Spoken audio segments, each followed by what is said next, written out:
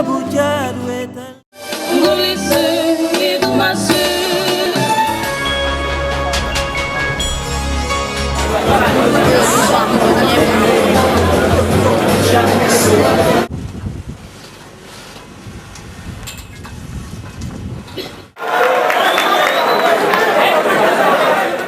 réserve-t-on une place trop éminente pour le peu de choses que j'ai pu faire pour que cette institution voie le jour.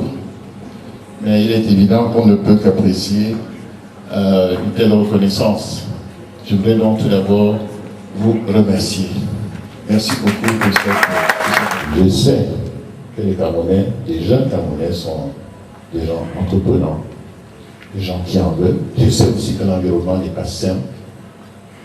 Un pays qui se développe est un pays qui, par définition, est en manque de tout et parfois de repères. Et parfois, il faut se faire ses repères soi-même. Et quand on a quelques exemples de celui que votre représente.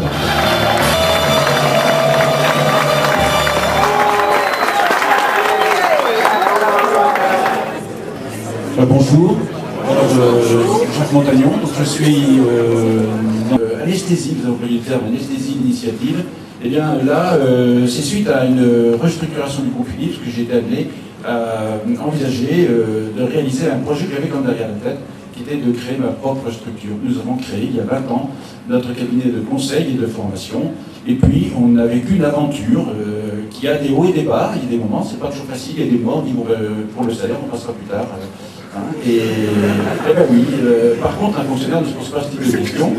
Et donc voilà, nous avons vécu ça. C'est très très riche d'expériences, à la fois personnelles, familiales, professionnelles.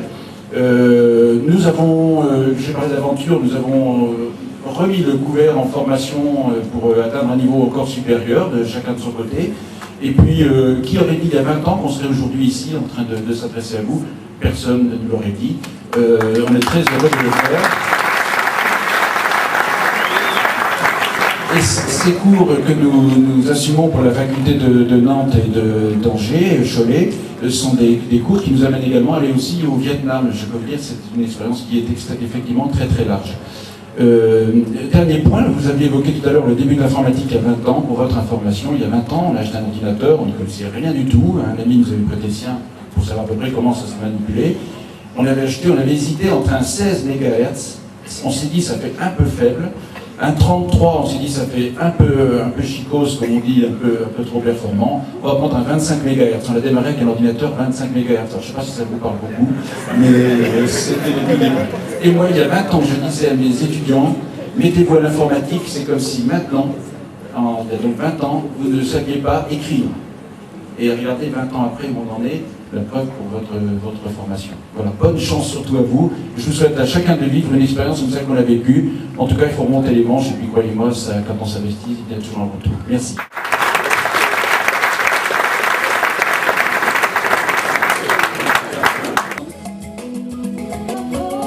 Le cadre dans une entreprise, il doit être capable d'assumer son propre futur de façon complètement indépendante de l'entreprise à laquelle il appartient. Et de dire, moi, de mon côté, qu'est-ce que j'apporte comme valeur ajoutée? Et si la question est bien posée, on se dit qu'après tout, je suis capable de partir, de voler de mes propres ailes et de créer ma propre structure. Ce qu'il faut déjà, c'est avoir une idée. Avoir une idée, avoir une conviction forte que l'idée qu'on a en tête est une idée qui nous ferait très concrètement dans des demandes de clients. Il ne s'agit pas de forcer le client à acheter, il faut amener le client à désirer travailler avec vous. Je ne dis jamais vendre, mais par contre faire acheter. C'est très difficile. Ça représente aussi un risque. Il y a ce qui permet aussi de se distinguer des autres, c'est-à-dire quelle est ma différenciation, quel est mon savoir-faire différenciateur, faire concurrentiel, me permettre d'être l'interlocuteur le plus approprié à la tâche de l'entreprise. Bien sûr, autre élément indispensable, c'est la motivation. La motivation, dans ce mot motivation, il y a toujours eu ce mot moteur. Ce mot moteur. Et puis derrière le mot motivation, je pense aussi, pour faire avancer ce projet, au fait qu'il faut avoir de l'enthousiasme. Alors le mot enthousiasme, j'ai découvert il n'y a pas si longtemps, et je trouve ça vraiment génial, l'étymologie du mot enthousiasme, c'est avec la force divine. Alors, chacun croit à ce qu'il veut, mais je pense qu'il y a quelque chose qui est une force, j'allais dire un petit peu supérieure, qui doit nous aider à faire avancer nos propres projets. Donc, avec enthousiasme, et puis entre nous se dit, il n'y a rien de plus contagieux que l'enthousiasme, profitez-en. Et puis, il y a la compétence. Alors, la compétence, quand on a un diplôme, quand on a fait une formation, c'est une chose, on a des bases. On apprend à passer l'examen.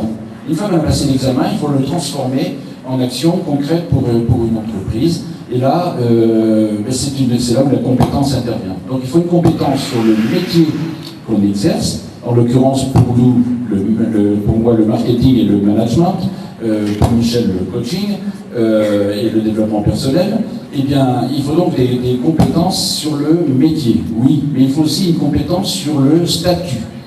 Le statut, quand on a un statut de consultant, c'est quand même très spécifique, parce qu'on travaille pour le compte d'entreprises qui investissent des montants importants pour faire intervenir des compétences externes et qui attendent un retour sur investissement très rapide et très élevé.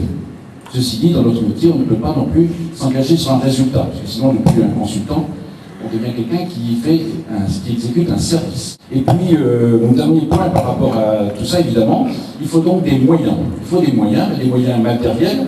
On a parlé hier de l'utilisation de l'informatique. Oui, il en faut.